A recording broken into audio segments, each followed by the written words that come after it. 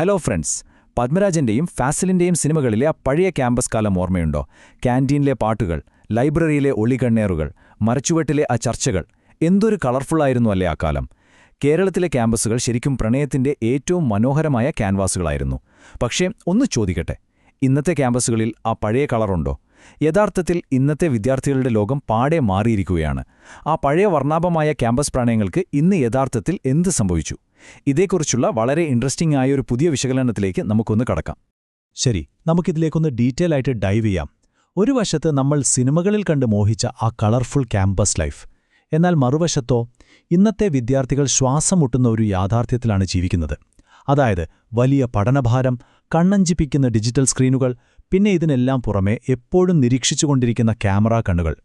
നിങ്ങളൊന്ന് ആലോചിച്ചു നോക്കൂ, ആ റൊമാൻറ്റിക് ലോകത്തുനിന്ന് ഇന്നത്തെ ഈ ഹൈ പ്രഷർ ലോകത്തേക്കുള്ള മാറ്റം എത്ര വലുതാണ്. നിങ്ങളുടെ സ്വന്തം കോളേജ് കാലമൊന്ന് മനസ്സിലേക്ക് കൊണ്ടുവരികയാണെങ്കിൽ ഇന്നത്തെ ക്യാമ്പസുകളിലെ ആ ഒരു വലിയ നിശബ്ദത നിങ്ങളെ ശരിക്കും അത്ഭുതപ്പെടുത്തും, ഫോർ ഷുവർ. ഇതൊരു വല്ലാത്ത സാംസ്കാരിക നിഗൂഢതയാണ് കേട്ടോ.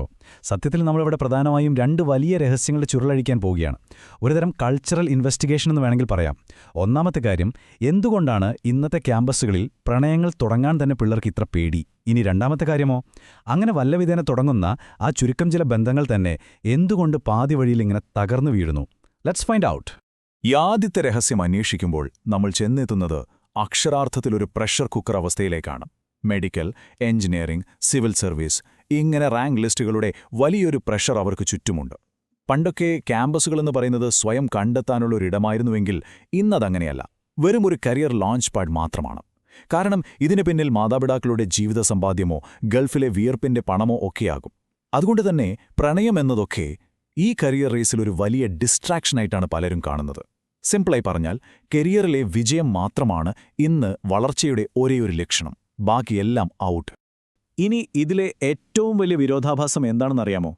ചരിത്രത്തിൽ ഇന്നുവരെ ഏറ്റവും കൂടുതൽ ഡിജിറ്റലായി കണക്റ്റഡ് ആയിട്ടുള്ള ഈ തലമുറ തന്നെയാണ് യഥാർത്ഥ ജീവിതത്തിൽ ഏറ്റവും കൂടുതൽ ഒറ്റപ്പെട്ടിരിക്കുന്നത്.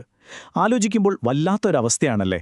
ഇതിനെയാണ് നമ്മൾ സ്യൂഡോ ഇൻറ്റിമസി അഥവാ വ്യാജ അടുപ്പം എന്ന് വിളിക്കുന്നത്.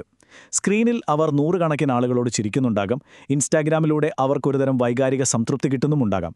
പക്ഷേ സ്വന്തം ക്ലാസ്സിൽ തൊട്ടടുത്തിരിക്കുന്ന ആളോടൊന്ന് കണ്ണിൽ നോക്കി സംസാരിക്കാൻ പലർക്കും കഴിയുന്നില്ല എന്നതാണ് സത്യം. മൊബൈൽ ഫോണുകൾ നമ്മളെ കൂടുതൽ അടുപ്പിക്കുമെന്നാണല്ലോ നമ്മളൊക്കെ കരുതിയത്. എന്നാൽ യഥാർത്ഥത്തിൽ എന്താ സംഭവിച്ചത്?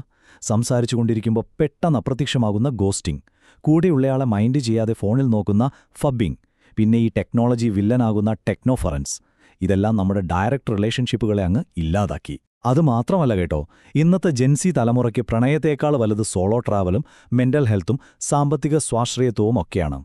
അവർ സിംഗിളായിരിക്കാൻ ബോധപൂർവം തീരുമാനിക്കുകയാണ്. അതെ, ഇന്ന് സിംഗിളായിരിക്കുക എന്നതൊരു പോരായ്മയല്ല, അതൊരു കിടിലൻ സ്റ്റൈൽ സ്റ്റേറ്റ്മെന്റാണ്.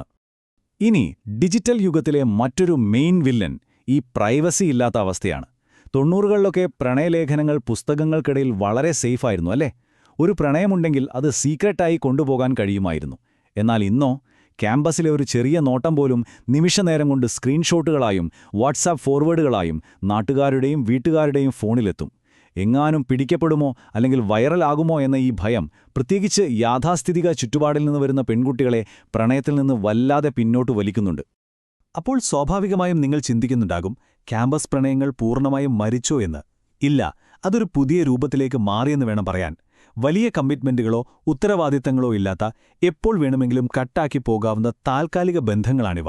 ഈയൊരു പരിപാടിയെയാണ് സിറ്റുവേഷൻഷിപ്പ് എന്ന് വിളിക്കുന്നത്. ബെഞ്ചിങ്, ബ്രെഡ് ക്രംബിംഗ് തുടങ്ങിയ ന്യൂജൻ വാക്കുകളൊക്കെ ഇതിന്റെ ഭാഗമാണ് കേട്ടോ. അതായത് പൂർണ്ണമായി അടുക്കാതെ എന്നാൽ തീർത്തും ഒഴിവാക്കാതെ ആവശ്യത്തിന് മാത്രം സമയം ചെലവഴിക്കുന്ന ഒരു സ്മാർട്ട് പരിപാടി. ഭാവിയിലെ വിവാഹമെന്ന വലിയ ഭാരം ഒഴിവാക്കാൻ ഇന്നത്തെ തലമുറ കണ്ടെത്തിയ ഒരു എളുപ്പവഴിയാണിത്. അങ്ങനെ നമ്മൾ നമ്മുടെ ഈ വിശകലനത്തിന്റെ രണ്ടാമത്തെ ട്വിസ്റ്റിലേക്ക് കടക്കുകയാണ്. ഇതിനെ നമുക്ക് വിവാഹമെന്ന അവസാനത്തെ കടമ്പ എന്ന് വിളിക്കാം, ദ ഫൈനൽ ബോസ്. ഇത്രയൊക്കെ പ്രതിസന്ധികളെ മറികടന്ന് മുന്നോട്ടു പോകുന്ന ചുരുക്കം ചില സർവൈവിംഗ് ക്യാമ്പസ് പ്രണയങ്ങളുണ്ട്. എന്നാൽ ആ ബന്ധങ്ങൾ എന്തുകൊണ്ടാണ് വിവാഹമെന്ന ഫിനിഷിംഗ് പോയിന്റിൽ എത്താതിരിക്കുന്നത്? എന്തൊക്കെ സാംസ്കാരിക ഘടനകളാണ് ഈ ബന്ധങ്ങളെ തല്ലിക്കിടത്തുന്നത്? നോക്കാം. ഇവിടെ നമ്മൾ മനസ്സിലാക്കേണ്ട വളരെ ക്രൂഷ്യലായ ഒരു യാഥാർത്ഥ്യമുണ്ട്. പ്രണയത്തിന് അതിരുകളില്ലായിരിക്കാം, പക്ഷേ കേരളത്തിലെ വിവാഹങ്ങൾക്കിപ്പോഴും വളരെ കൃത്യമായ സ്ട്രോങ് ആയ അതിരുകളുണ്ട്. ക്യാമ്പസിലെ പങ്കാളിയെ ഭാവിയിലെ ജീവിത പങ്കാളിയായി കാണാൻ നമ്മുടെ സമൂഹം ഇന്നും അത്രത്തോളം തയ്യാറല്ല. നായർ നായരെയും ക്രിസ്ത്യാനിയും കല്യാണം കഴിക്കുന്ന ജാതിയും സമുദായവും നോക്കിയുള്ള ആ പഴയ അറേഞ്ച്ഡ് മാരേജ് തന്നെയാണ് ഇപ്പോഴും സേഫായ വഴി. പോരാത്തതിന് പഠനശേഷം ഒരാൾ ബാംഗ്ലൂരിലേക്കും മറ്റൊരാൾ ഗൾഫിലേക്കോ വിദേശത്തേക്കൊക്കെ പോകുന്നതോടെ ആ ദൂരവും ഒരു വലിയ വില്ലനാണ് മാറുന്നു. ഈ നാഴികക്കല്ലുകളിലൂടെ ഒന്ന് കണ്ണോടിക്കുക. ഒരു വിദ്യാർത്ഥിക്ക് സ്വയം പര്യാപ്തത നേടാൻ എത്ര വർഷമെടുക്കുമെന്ന് നോക്കൂ. ആദ്യത്തെ 6 വർഷം പ്രൊഫഷണൽ കോഴ്സുകൾ, പിന്നെ ഒരു 2 വർഷം PG, അത് കഴിഞ്ഞ് ചിലപ്പോൾ 2-3 വർഷം PSC അല്ലെങ്കിൽ UPSC പോലെയുള്ള മത്സര പരീക്ഷകൾക്കുള്ള തയ്യാറെടുപ്പ്. അതായത് ഒരാൾ സാമ്പത്തികമായ ഒരു സ്ഥിരത കൈവരിക്കുമ്പോഴേക്കും ജീവിതത്തിന്റെ ഒരു വലിയ ഭാഗം കഴിഞ്ഞിട്ടുണ്ടാവും. കാലത്തിന്റെ ഈ വലിയ ഭാരത്തിനു മുന്നിൽ ആ നീണ്ട കാത്തിരിപ്പിന്റെ ക്ഷീണത്തിൽ പല ക്യാമ്പസ് പ്രണയങ്ങളും പതുക്കെ ഇല്ലാതാകുന്നു എന്നതാണ് സത്യം. ഇതിന്റെയൊക്കെ ബാക്കി പത്രമായി വരുന്നത് എന്താണെന്നോ? 25 വയസ്സ് കഴിഞ്ഞാലും പലരും സാമ്പത്തികമായി മാതാപിതാക്കളുടെ ചിലവിലാണ് ജീവിക്കുന്നത്. ഈയൊരു സാമ്പത്തിക ആശ്രിതത്വം രക്ഷിതാക്കൾക്ക് കുട്ടികളുടെ ജീവിതത്തിന്മേൽ അസാധാരണമായ ഒരു വീട്ടോ പവർ അല്ലെങ്കിൽ നിയന്ത്രണാധികാരം കൊടുക്കുന്നുണ്ട്. സിമ്പിളായി ചിന്തിച്ചാൽ, സ്വന്തമായി വീട്ടുവാടക കൊടുക്കാനോ സ്വന്തം ചിലവ് നോക്കാനോ കഴിയാത്തൊരാൾക്ക് വീട്ടുകാർ ശക്തമായി എതിർക്കുന്ന ഒരു പ്രണയവിവാഹം വേണമെന്ന് എന്ത് ധൈര്യത്തിലാണ് വാശിപിടിക്കാൻ കഴിയുക?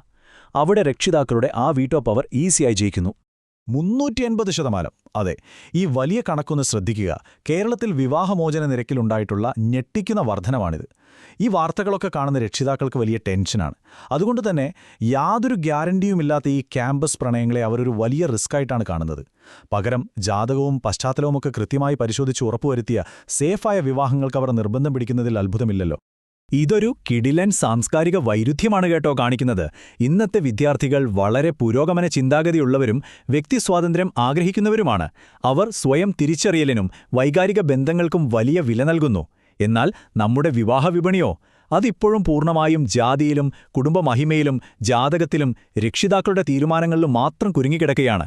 ശരിക്കും പറഞ്ഞാൽ തീർത്തും വിപരീത ദിശയിലുള്ള 2 ലോകങ്ങളാണിവ. അതുകൊണ്ടുതന്നെ നമ്മുടെ ഈ വിശകലനത്തിലെ ഏറ്റവും പ്രധാനപ്പെട്ട ഒരു നിരീക്ഷണം ഇതാണ്: വിദ്യാർത്ഥികൾ ഒരുതരം ഇരട്ട ജീവിതമാണ് നയിക്കുന്നത്. ബൗദ്ധികമായി ആധുനികരും പ്രണയത്തിൽ മുൻകരുതലെടുക്കുന്നവരും വ്യവസ്ഥാപിതമായി പരമ്പരാഗതമായവരും. വളരെ കളർഫുള്ളായ പുരോഗമനപരമായ ആശയങ്ങളൊക്കെ മനസ്സിലുണ്ടെങ്കിലും പ്രാക്ടിക്കൽ ലൈഫിൽ അവർക്ക് ആ പരമ്പരാഗത രീതികളിലേക്ക് തന്നെ മടങ്ങേണ്ടി വരുന്നു. ഒരുതരം സാംസ്കാരിക അനിശ്ചിതത്വത്തിൽ അല്ലെങ്കിൽ ഒരു കൾച്ചറൽ ലിംബോയിൽ പെട്ടുപോയിരിക്കുകയാണ്. ചുരുക്കത്തിൽ പറഞ്ഞാൽ, ക്യാമ്പസ് പ്രണയങ്ങളുടെ ഈ വലിയ തകർച്ച ഇന്നത്തെ തലമുറയുടെ പരാജയമോ ഒരു ധാർമ്മിക അപജയമോ ഒന്നും അല്ലാട്ടോ. ഇതൊരു സാമൂഹിക ലക്ഷണമാണ്. ആഗോളതലത്തിലുള്ള ഡിജിറ്റൽ ഒറ്റപ്പെടലും നമ്മുടെ നാട്ടിലെ അതിശക്തമായ സാംസ്കാരിക സാമ്പത്തിക രീതികളും തമ്മിൽ കൂട്ടിയിടിക്കുന്നതിന്റെ ഫലമാണിത്. സ്വതന്ത്രമായി തിരഞ്ഞെടുക്കുന്ന പ്രണയങ്ങളെ ഉൾക്കൊള്ളാൻ ഒരിക്കലും ഡിസൈൻ ചെയ്യപ്പെടാത്ത നമ്മുടെ ഒരു വിവാഹ വ്യവസ്ഥയുണ്ടല്ലോ, അതിന്റെ കൃത്യമായ ഒരു പ്രതിഫലനം കൂടിയാണിത്. ഈ വിശകലനം നമ്മൾ അവസാനിപ്പിക്കുന്നത് വളരെ പ്രസക്തമായ ഒരു ചോദ്യത്തോടെയാണ്. ക്യാമ്പസ് പ്രണയങ്ങളുടെ ഈയൊരു തകർച്ച യഥാർത്ഥത്തിൽ ഒരു തലമുറയ്ക്ക് അവരുടെ യൗവനത്തിലെ ഏറ്റവും മനോഹരമായ, ഏറ്റവും കളർഫുള്ളായ നിമിഷങ്ങൾ നഷ്ടപ്പെടുത്തുകയാണോ? അതോ ആധുനിക കാലത്തെ ഈ വലിയ ലക്ഷ്യങ്ങൾ നേടാൻ അവർ കൊടുക്കേണ്ടി വരുന്ന വലിയൊരു വിലയാണോ ഇത്? തീർച്ചയായും ഇതൊന്ന് ആഴത്തിൽ ചിന്തിക്കേണ്ട വിഷയം തന്നെയാണല്ലേ? നിങ്ങളുടെ അഭിപ്രായങ്ങൾ എന്താണെങ്കിലും അതൊന്ന് സ്വയം വിലയിരുത്തുക. അപ്പോൾ പുതിയൊരു ഇൻട്രസ്റ്റിംഗ് വിഷയവുമായി നമുക്ക് വീണ്ടും കാണാം. എല്ലാവർക്കും വലിയൊരു നന്ദി.